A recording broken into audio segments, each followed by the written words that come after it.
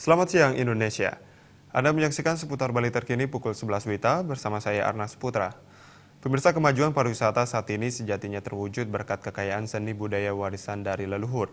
Menurut praktisi pariwisata Imade Rami Adnyana, kebijakan Perus Seni Budaya sangat diperlukan untuk menjaga keberlangsungannya. Pariwisata selama ini telah menjadi bagian integral dari kehidupan Bali. Dengan kata lain, pariwisata diyakini sebagai salah satu sektor yang bisa mengantarkan masyarakat Bali ke kehidupan yang lebih baik. Menurut praktisi pariwisata Imade Rami Adnyana, keseluruhan room inventory merupakan 65% dari 200.000 room inventory di seluruh Indonesia.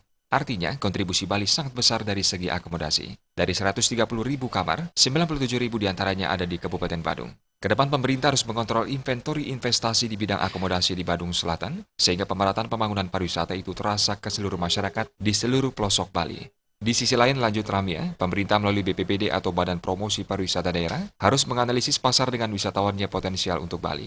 Sebagai contoh, pemerintah bisa memfokuskan promosi ke Jepang, salah satunya dengan melakukan lobby agar Japan Airlines bisa kembali melakukan penerbangan langsung dari Jepang ke Bali. Masyarakat negeri Sakura tergolong wisatawan memiliki daya beli tinggi dan mereka cenderung lebih mempercayai maskapai penerbangannya sendiri.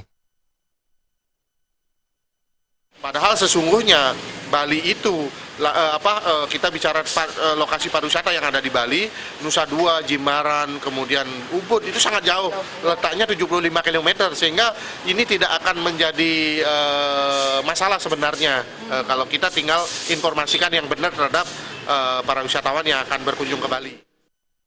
Bali sudah sangat profesional dan SDM Bali sudah tersertifikasi sehingga diharapkan lebih kontribusi pariwisata ekonomi Bali. Ramia menambahkan, ada 4 hal yang berafiliasi menjadi kekuatan pariwisata Bali, yakni habitat, history, heritage, dan handicraft. Sekarang keempat hal itu perlu digerakkan agar mampu memajukan ekonomi Bali. Jaya Kusuma, Bali TV. Sekian seputar Bali terkini kali ini. Terima kasih untuk perhatian Anda. Salam Indonesia.